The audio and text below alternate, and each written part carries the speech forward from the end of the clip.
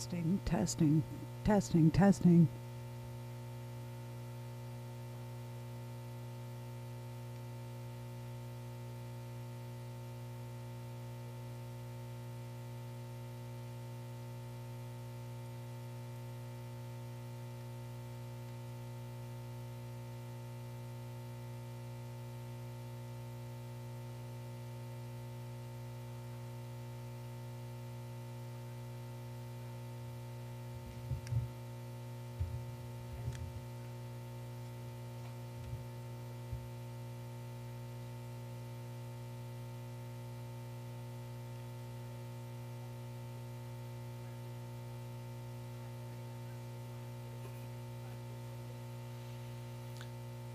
Good evening, Coatesville Area School District. Can you guys all hear me? The mic seems super quiet. Okay, thank you. Good evening, Coatesville Area School District. I'd like to call to order the December 5th, 2023 reorganization meeting. First order of business is reading of the mission statement. The mission of the Coatesville Area School District, rich in diversity and committed to excellence, is to create innovative educational experiences which are funded by the taxpayers, supported by the community, delivered by dedicated teachers and administrators to ensure all students will become responsible, contributing global citizens. Letter C, swearing in of re-elected and newly elected school board directors. We have Judge Hines here this evening. Will administer the oath of office to the re-elected and newly elected board members, Holly Charest, Liz Muirhead, Donna Rowland, Jennifer Schott, and Lear Nyako. Judge Hines, thank you very much for taking time out of your evening.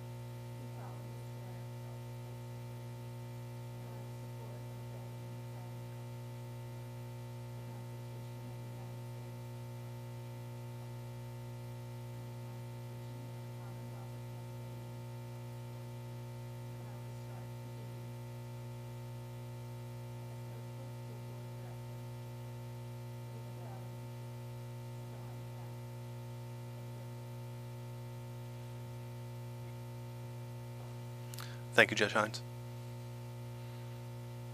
To those 4 board members who were just sworn in, please join us up on the stage.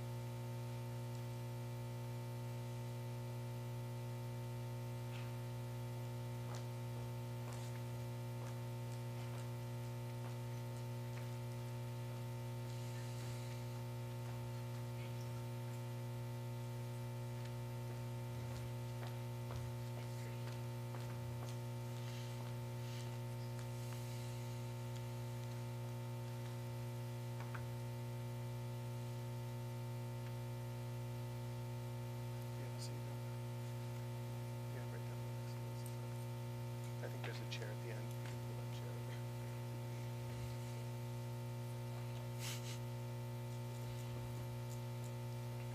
over.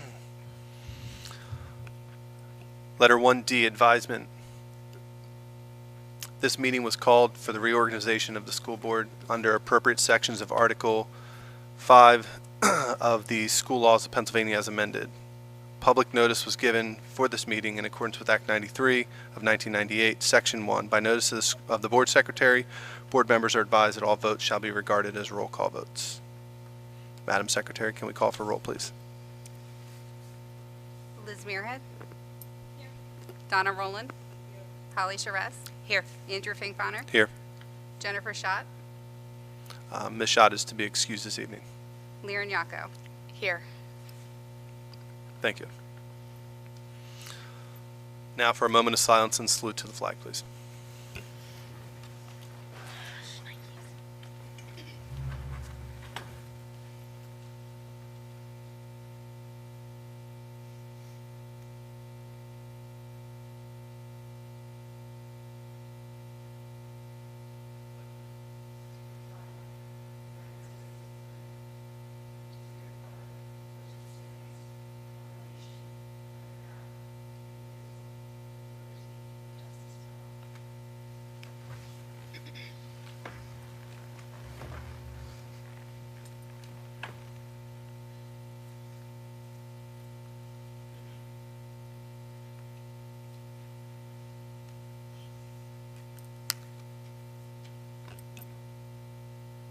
Moving on to number 2A, reading of certificates of election and list of appointed board members.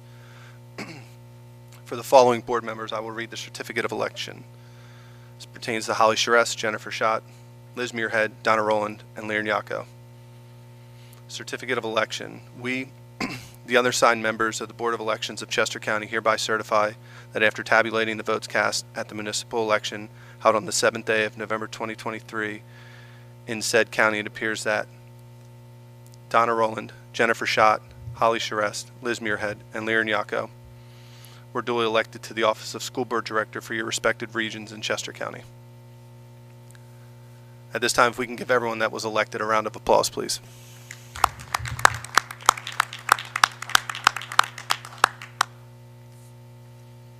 To those individuals, welcome to the board. I look forward to working with you. Letter 3A, public comment on reorganization meeting agenda items only. Before we pull the agenda items, I just want to make sure that anyone that's commenting this evening understand that the comment is specifically on the election of the board members for the reorganization meeting agenda and the appointment of the new school board directors. So just to make sure that we are on the same page for that. First up, we have Lori Shannon Bailey.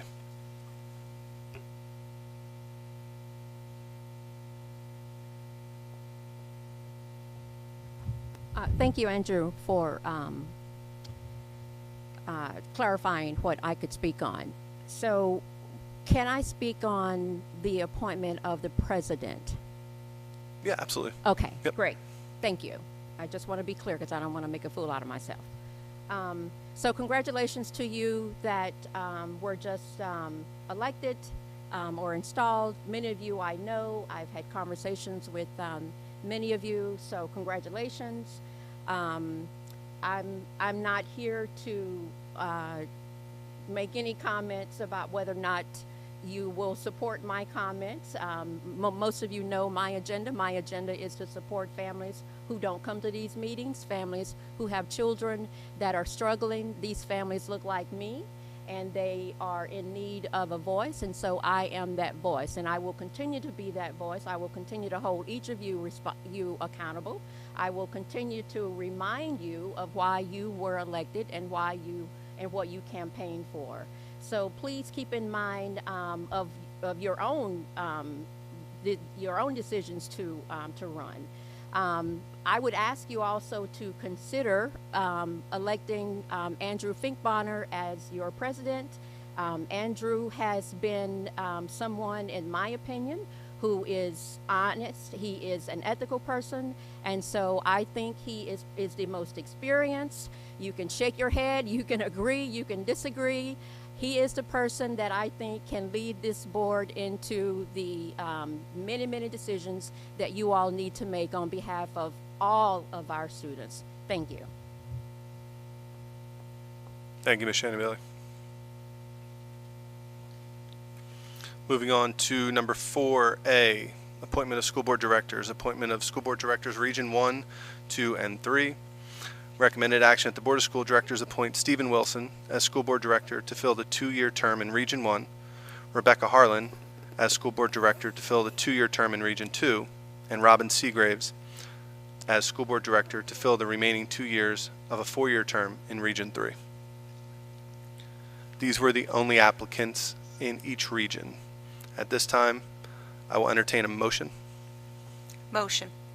Second. Madam Secretary, call for a vote, please. Please note, Madam Secretary, before calling this vote, this is a group vote in which we will be voting yes or no to appoint all 3 individuals. Okay, thank you. Liz Muirhead, Yes. Andrew Finkbonner. I'm sorry, Madam Secretary, hold on. Mr. Ruse is advised, open for discussion if anyone has any questions, comments, or concerns. I missed that step, sorry. All right, sorry, Madam Secretary. That's okay. I have a yes for Liz Muirhead. Andrew Finkbonner. Yes. Holly Charest. Yes. Lear Nyako. Yes. Donna Rowland. Yes. Motion approved. Thank you. To Rebecca Harlan, Steve Wilson, and Robin Seagraves, congratulations. Judge Hines, if we could borrow you one more time for swearing in of these 3 individuals. Thank you.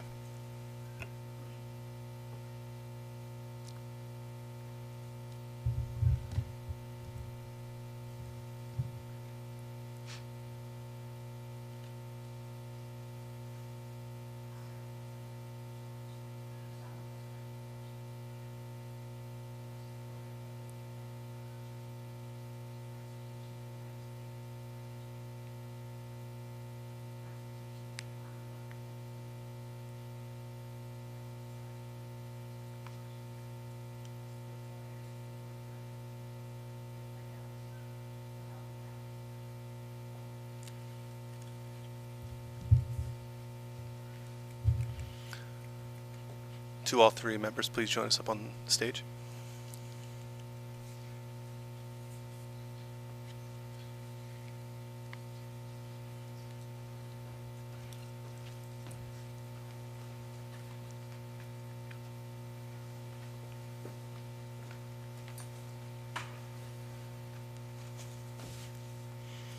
Congratulations again to all three of you, and welcome to the team.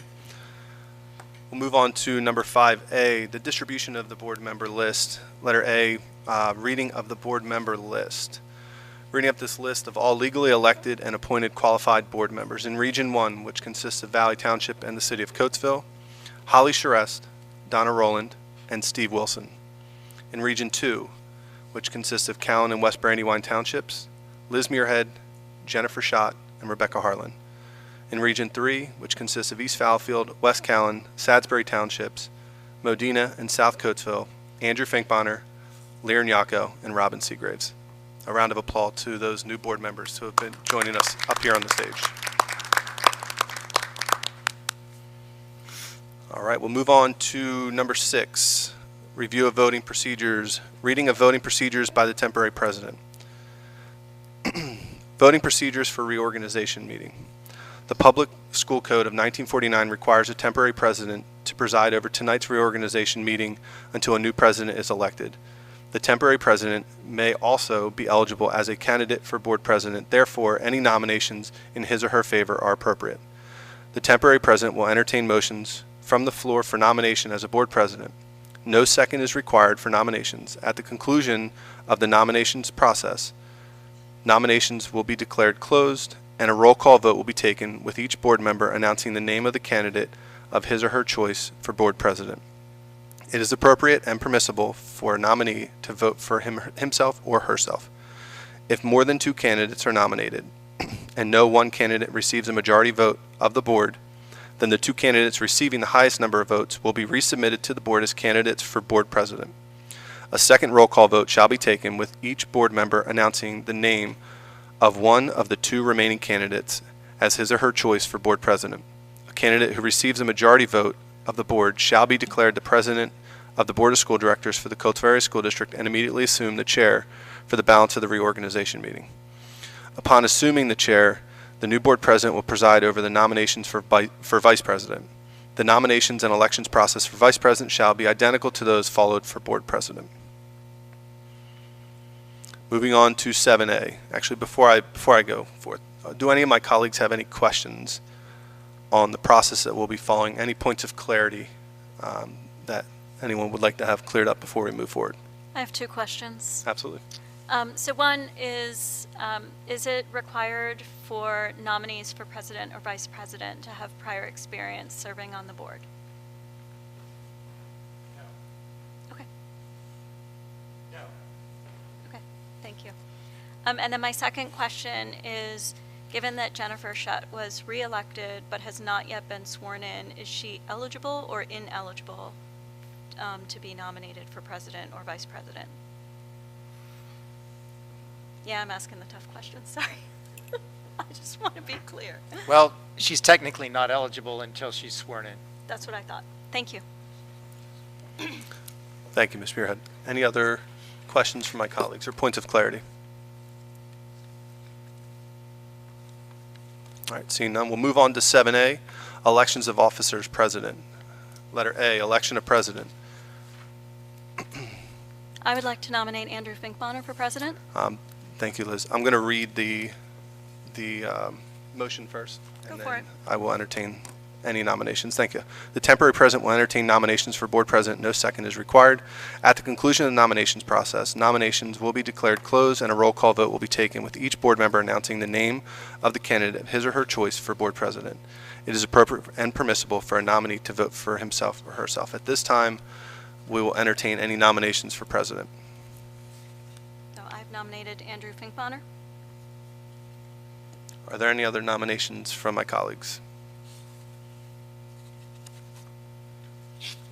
I will entertain a motion that nominations for president be closed, So moved. and I will entertain, actually we'll move on to, I'm sorry, getting ahead of myself here. The election. I moved. I made the motion, then there was a second. Yep. Yeah. Yep. Any discussion from my colleagues? Okay. If not, all in favor say aye. Aye. Aye. Aye.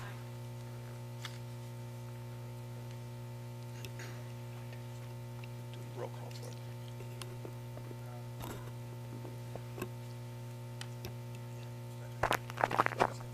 it. Okay. At this time, Madam Secretary, we'd like to call a roll call vote to elect Andrew Finkbonner as president of the school board. Becky Harlan. Yes. Donna Rowland. Yes. Lear Nyako. Yes. Steve Wilson. Yes. Robin Seagreaves. Yes. Andrew Finkbonner. Yes.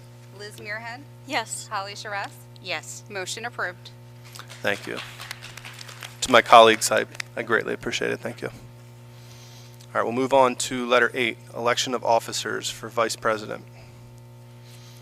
The president will entertain nominations for board vice president. No second is required. At the conclusion of the nominations process, nominations will be declared closed and a roll call vote will be taken with each board member announcing the name of the candidate of his or her choice for board president.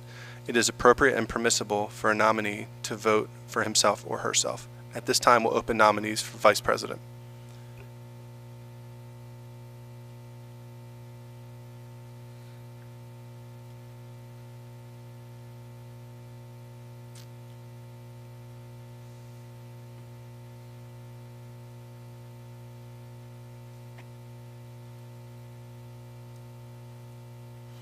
Okay. Sorry, I just wanted a point of clarity, make sure we weren't being redundant. At this time, we'll entertain any nominees for vice president. I'd like to nominate Lear Nyako. To my colleagues, are there any other nominees for vice president? Seeing none, entertain a motion and a second for nominations for vice president to be closed. So moved. Second. Thank you. All right. Are there any items for discussion from my colleagues? All in favor, say aye. Aye. Aye. At this time, Madam Secretary, I'll call for a roll call vote to elect Lear Nyako as board vice president. Holly Charest.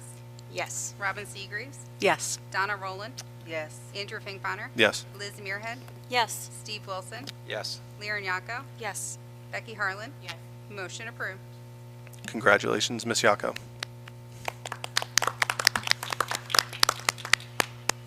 We'll move on to number 9, public school board meeting schedule. Letter A, 2024 school board meeting schedule. Recommended action that the Board of School Directors approve the public school board meeting schedule for 2024 as presented and advertise the date, time, and place of the meetings in a newspaper of general circulation. Do I have a motion? Motion. Second. Any questions or comments? Seeing none, we'll call for a vote. Andrew Finkbonner. Yes. Steve Wilson. Yes. Liz Muirhead. Yes. Donna Rowland. Yes. Becky Harlan. Yes. Holly Charest. Yes. Robin Seagreaves. Yes. Lear Nyako. Yes. Motion approved. Thank you. We'll move on to number 10. Notice of this meeting was advertised in the Daily Local News on January 3rd, 2022, and on the district website. Copies of the minutes will be maintained in the office of the board secretary. At this time, I will entertain a motion for adjournment, Motion. Second. and we will adjourn our tonight's meeting at 6:20 p.m. Thank you.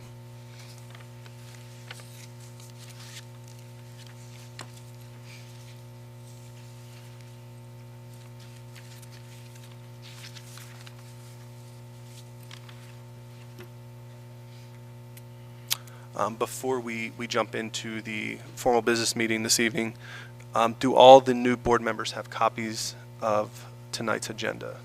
Are there any board members who do not have copies? All right, seeing none, then we'll go ahead and get started. Number 1A, call to order. I'd like to call to order the December 5th, 2023 school board meeting. First order of business is reading of the mission statement. The mission statement of the Coatesville School District, rich in diversity and committed to excellence, is to create innovative educational experiences which are funded by the taxpayers, supported by the community, delivered by dedicated teachers and administrators to ensure all students will become responsible, contributing global citizens. Advisement By notice to the president, board members are advised that all votes shall be regarded as roll call votes.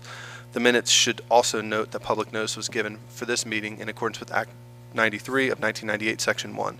School board meetings shall proceed in accordance with school board policy. Madam Secretary, please call for roll. Holly Charest. Here. Andrew Finkbeiner. Here. Becky Harlan. Here. Liz Muirhead. Here. Donna Rowland. Here. Robin Seagreaves. Here. Steve Wilson. Here. Leah Nyako. Here. Jennifer Schott. Ms. Schott is to be excused this evening, please. Thank you. Letter E, moment of silence and salute to the flag, please.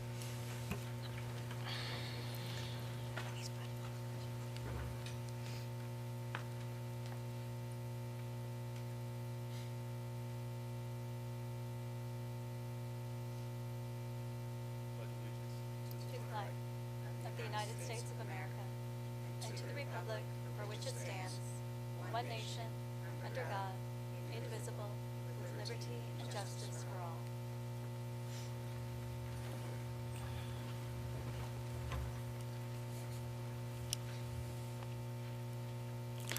Moving on to number 2, additions, deletions, or modifications to my colleagues. On tonight's meeting, are there any additions, deletions, or modifications to this evening's agenda? I'd like to propose an addition of an informational item to discuss how we will approach committee assignments. Absolutely. Thank you.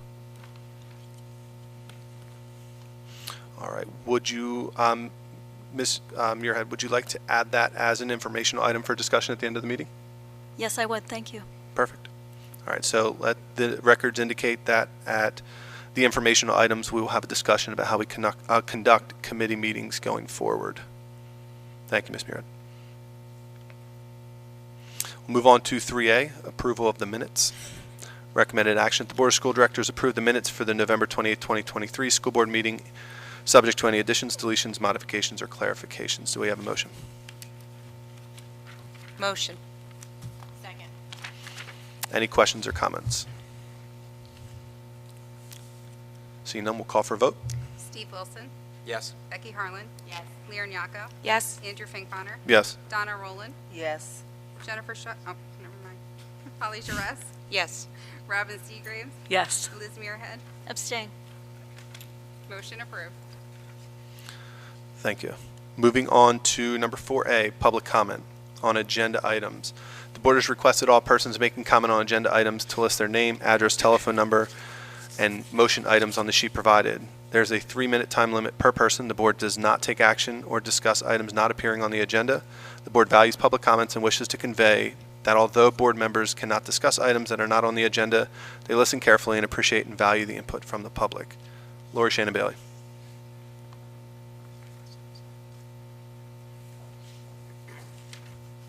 Good evening. Good evening.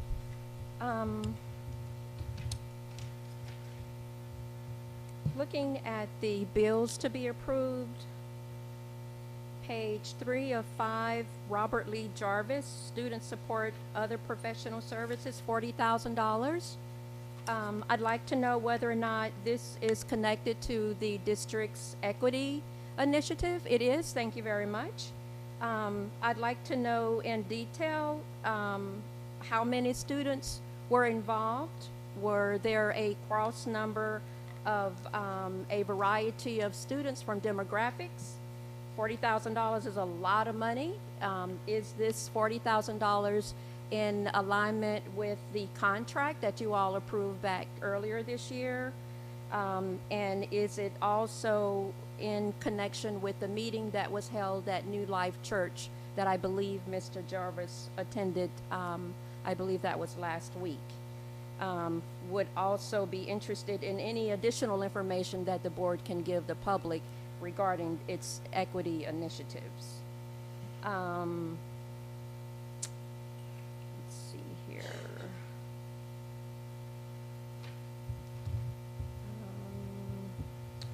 Regarding the HR report, was blown away by the $84,000 salary for the health and physical education teacher. What would it look like if we paid all of our teachers that amount of money? If you need to raise our taxes, that would not be a bad idea, but that was very impressive. Was also very happy to see that we only have one resignation, and that's not a special education resignation.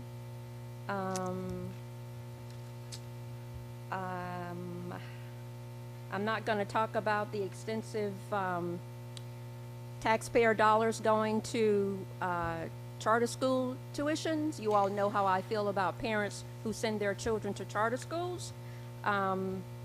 Maybe it's time to update the public on how you all are doing to work on, or what you're doing to work on returning, or your efforts to return students from the charter schools.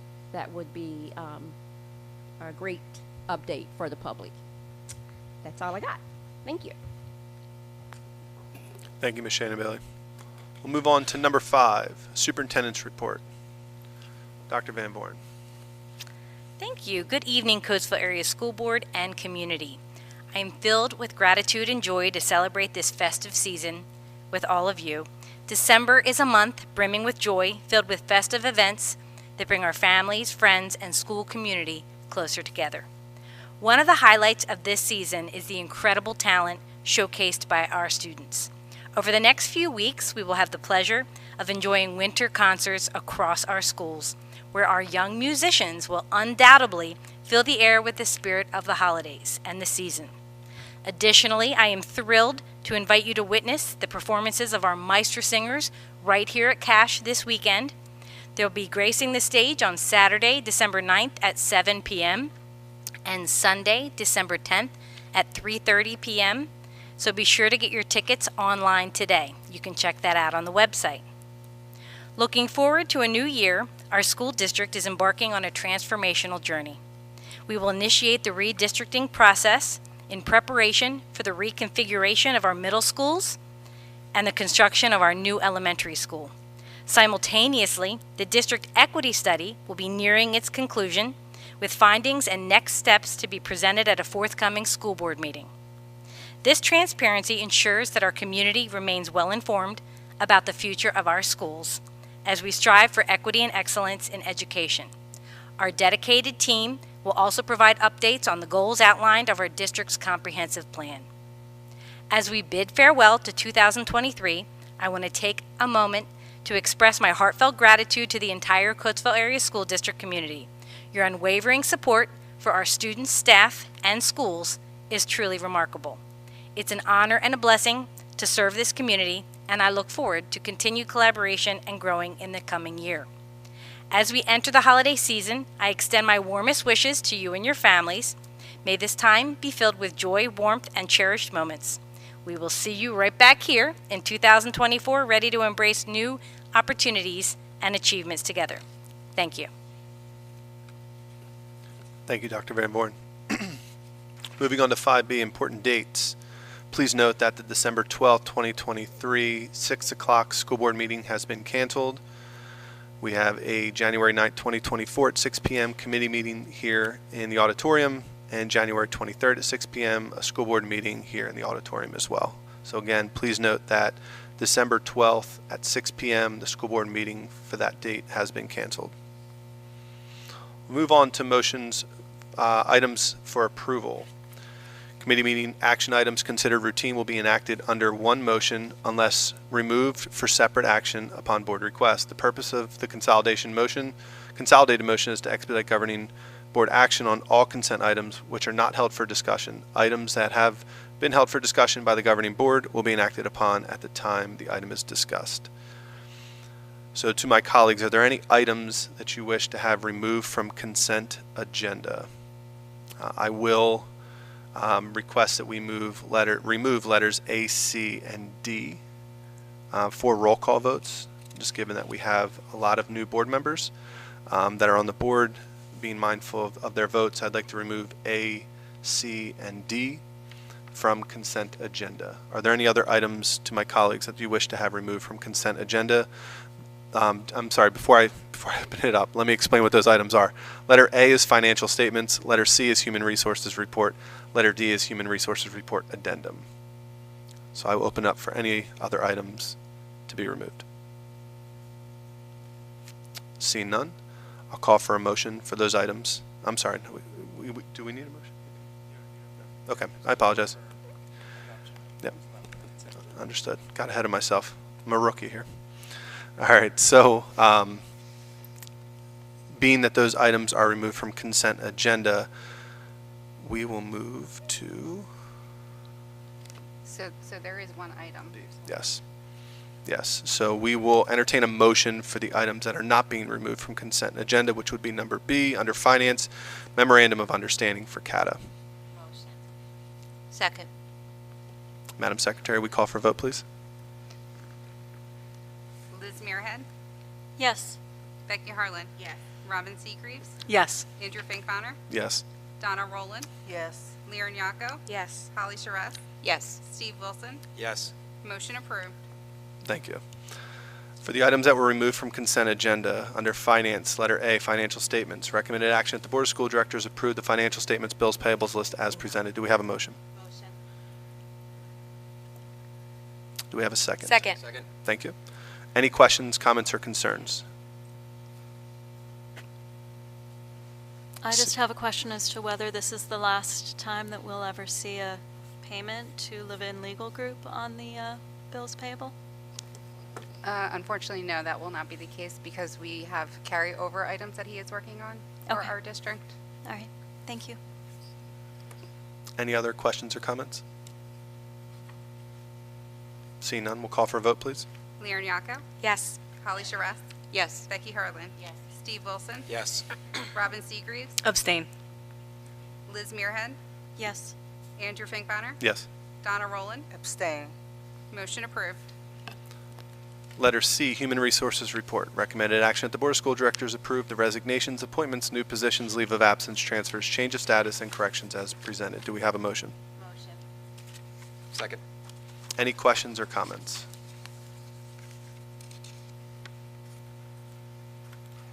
Seeing none, we'll call for a vote.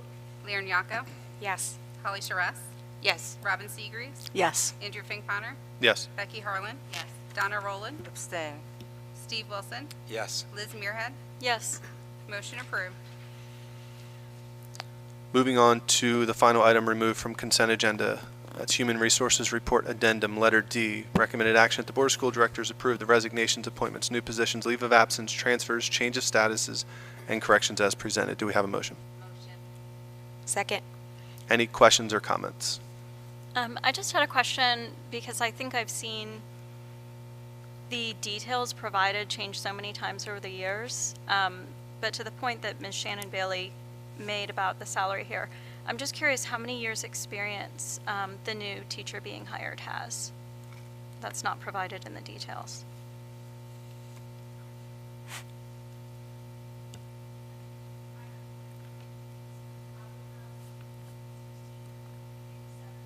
Okay. Yeah, that's, a ballpark is close enough. I was just curious because that's one of the things, yeah, that's one of the things that used to be included and it's not on here now. So that's sufficient. Thank you.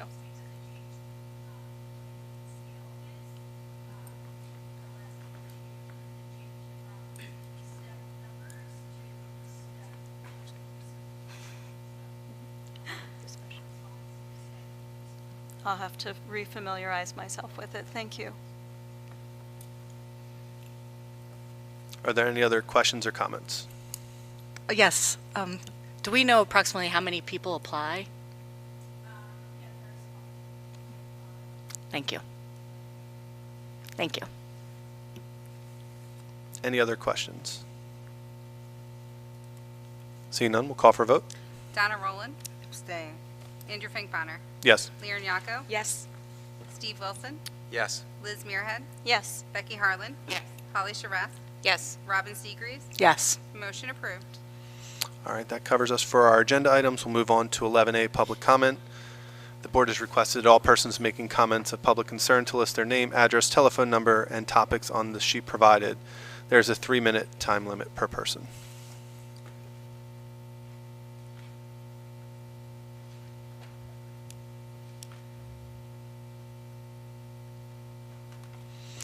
All right, first up we have Carmen Jacks.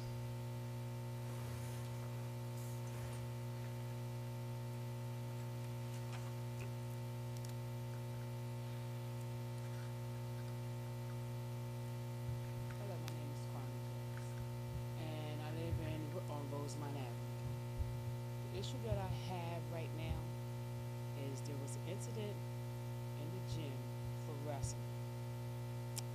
I was told today that the whole group of wrestling kids got a week punishment for not, or whatever happened. I was also told that two of the boys that I know the parents of got a 5-day suspension, and they also one got kicked off the wrestling team. He can no longer wrestle, and the one who wants to play basketball cannot do basketball. These kids that attacked these kids should not have been in that gym, period. This was their first wrestling practice. They had spectators. Spectators are not supposed to be at practice, just the kids on the team.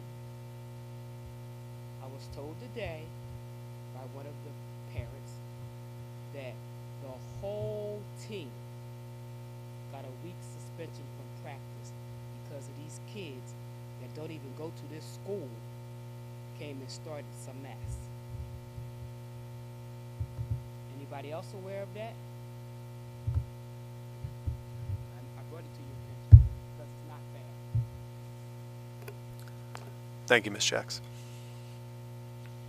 Next up, we have Lori Shannon Bailey.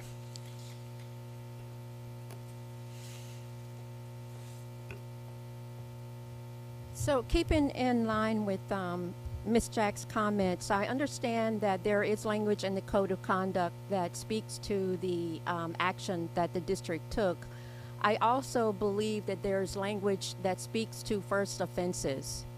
So when children are removed from extracurricular activities, it leaves them in a position where they can, be upset, be anxious.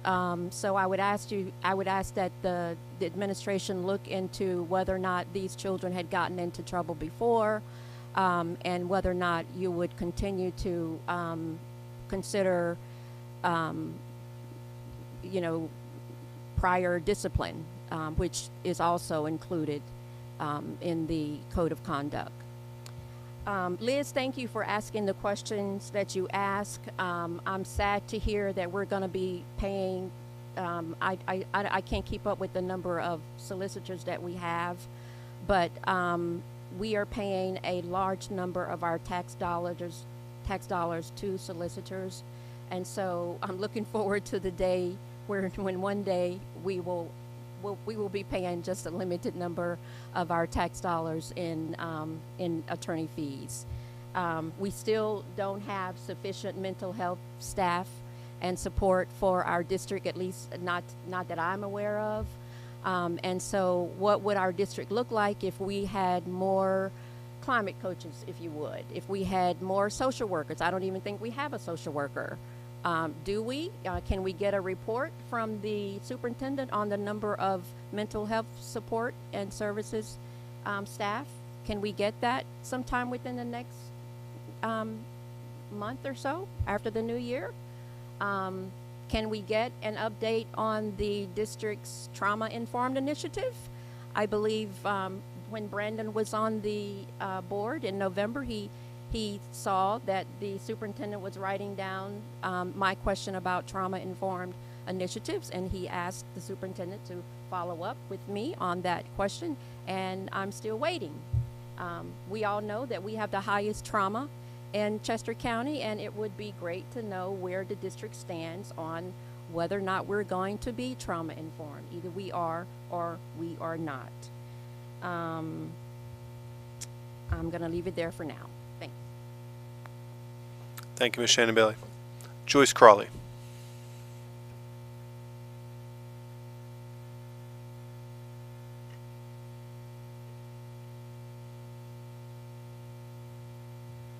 Good evening. I yield my time to Lori Shannon Bailey.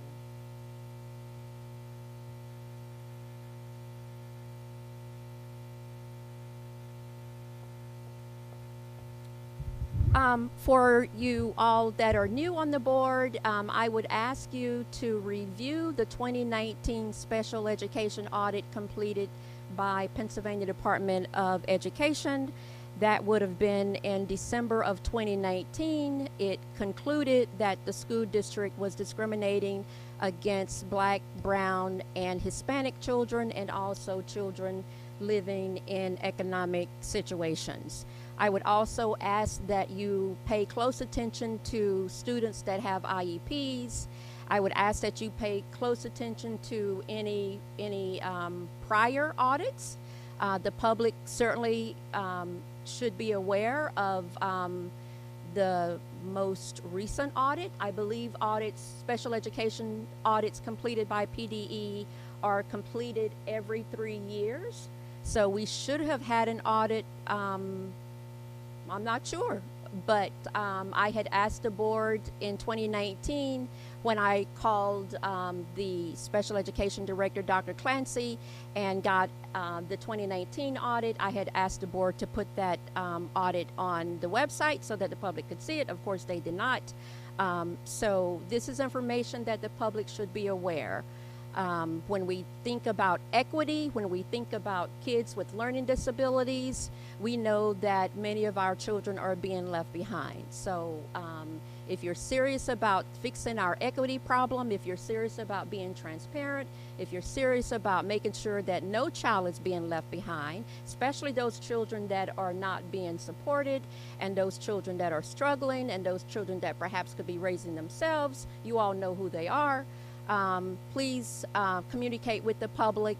We're here to support these children. We're here to support you all, but of course we're going to be speaking and holding you all accountable. So please put those audits on the website so that we can know what you all have done in terms of keeping us up to date. I will also say that the Education Law Center is against and has concerns about policy 233, agreed upon expulsion waiver of the school board hearing release agreement and covenant not to sue.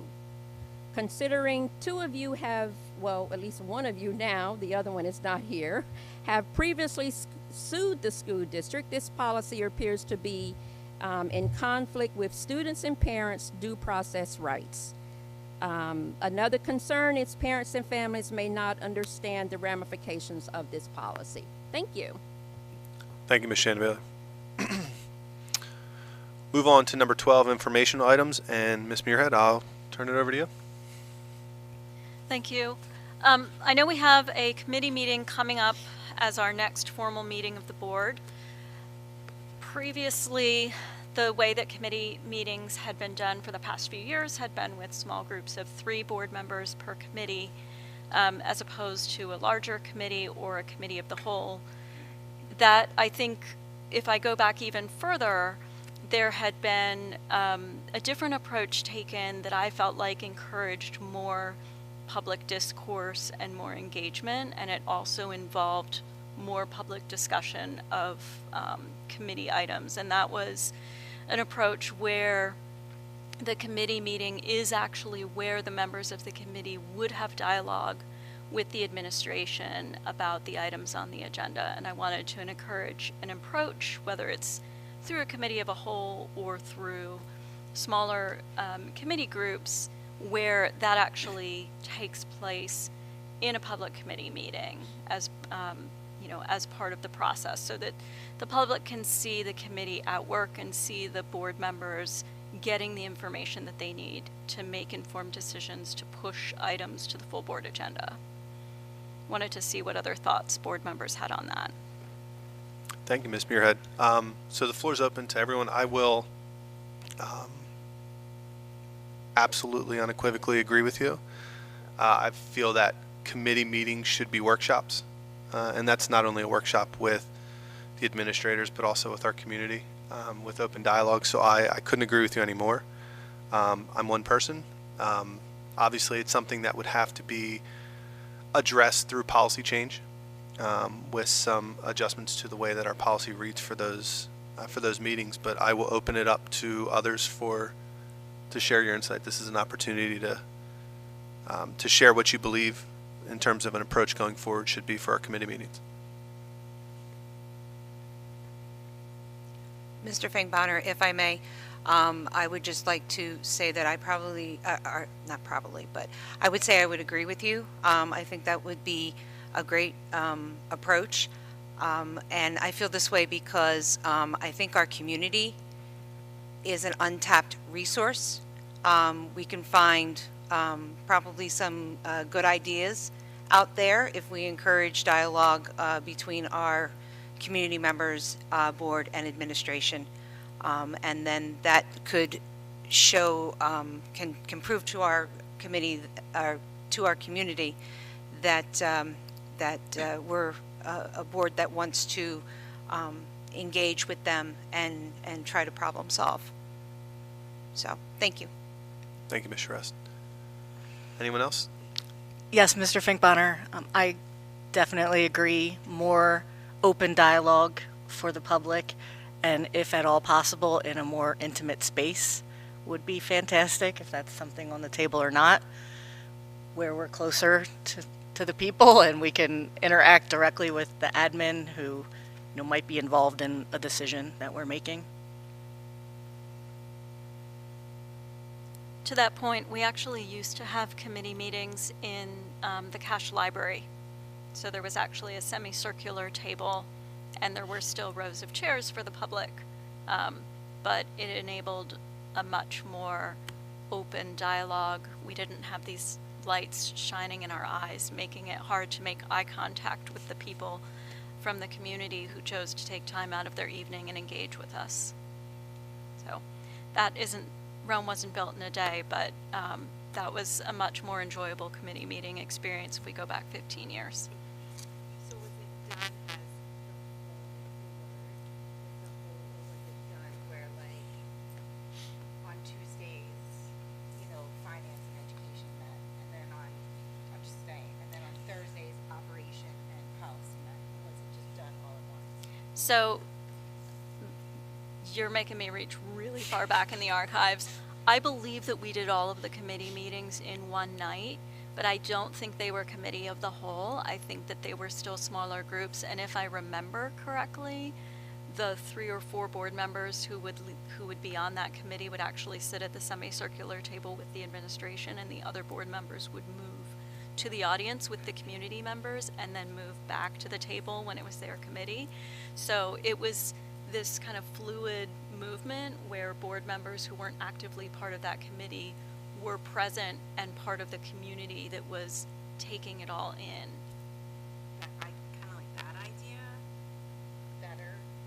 Again, just my opinion, than having a board of all of us up there, but and we don't, I like it all in one night, like you were saying, we're not splitting it up on Tuesday or Thursday or whatever, but I kind of like it where certain board members who are ever on that committee are there talking, the other board members are out in the community. That's kind of what I was getting at, it's held. Anyone else? So I know, Ken, you've shared with me that typically it's the determination for the way that the committee meetings are held is something that's determined by the board president. But I'm not one to have a totalitarian approach, for lack of a better term. I think that we should be amendable to what the majority of the board wishes. So while we can't vote on anything tonight, I would ask if each board member could share their opinions on 2 things. Would you prefer to have a committee of 9 or a committee as a whole where the entire board would engage in that committee discussion? Or would you rather do a smaller, more reclusive group of, let's say, 4 board members? So I'll float that out there, and if each board member could just provide feedback. I think as we move forward, we should move forward together as a board of 10. Making sure that decisions that we make align with the expectations of the majority, which I wholeheartedly support what you said, Ms. Muirhead, that it should be, the location needs to change. I've been staring at these lights for 4 years. They don't get any dimmer. As a matter of fact, as we fix them, they get brighter. So I do know that I will share. I know Dr. Van Voren has been working diligently to try to find a more intimate location for us to move to, so that it can be a more engaging dialogue with our administrators, the board, and the community. but I will stop talking there and I will ask if we could just kind of go down and just if you share what your recommendation would be, or personal preference, I should say, on whether you'd rather have a committee of the whole or a smaller, more reclusive group of, let's say, like 4. Can I have a question? Yeah, please. Throw in? Could we hear from our solicitor just on maybe the benefits of both, and maybe you've experienced or witnessed in a different district, just benefits or deficits to either model, if you have opinion on that? Well, I can give you the pros and cons. It's really a matter of your preference. I don't have a recommendation to make, but I can tell you the advantage is if it's either in my experience, the ones that work best are either all 9 of you or 4 of you for committees. A smaller size, you run the risk of having private conversations by 2 out of the 3 members of the committee, and a larger group of people, you run the risk of people feeling like the committee is sort of imposing its will on the full board.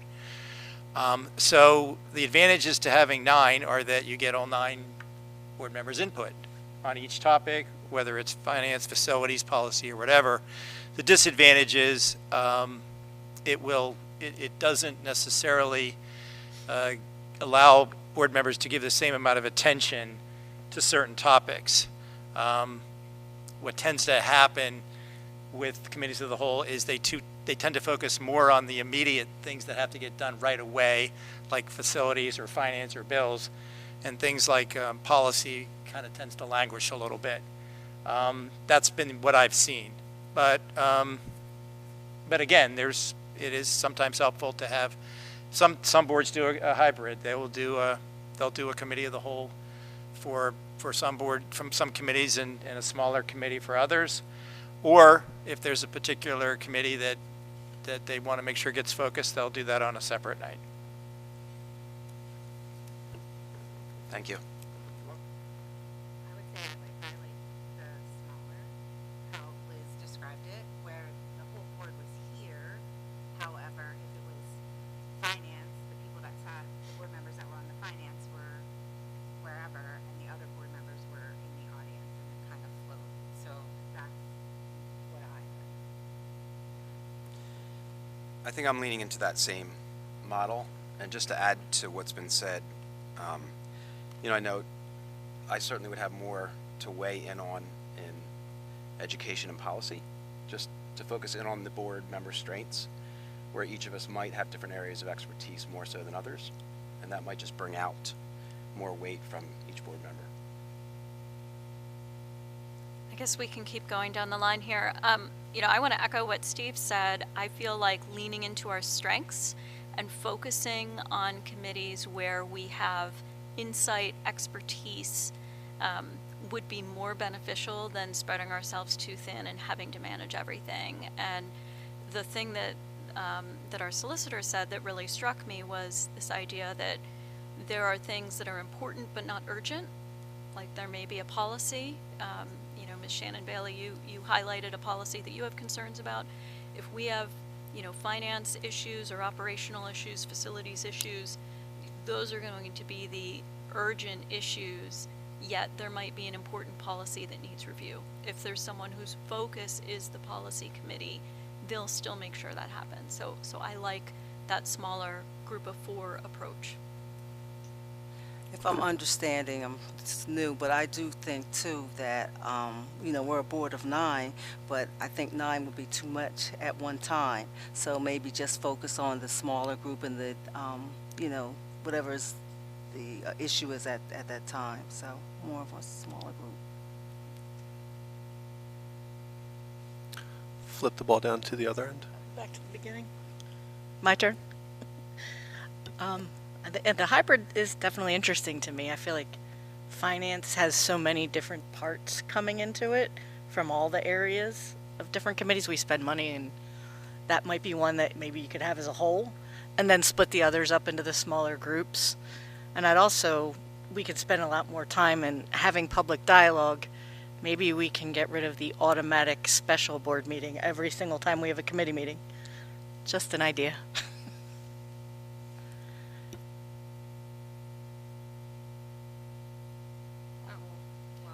I'll just reiterate that I think the smaller committee settings would, I think, be more ideal.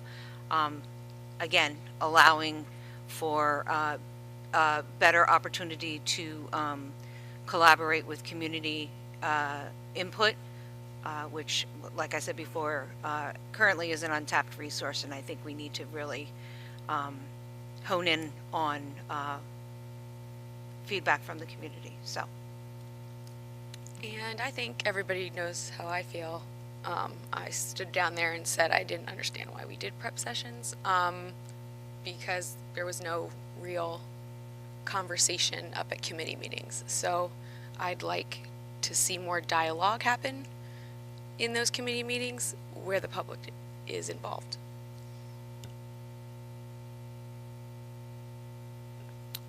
Is that everyone? Okay, perfect. Ms. Seagraves, I believe you made mention of the special board meeting. Give credit where credit's due. Yep.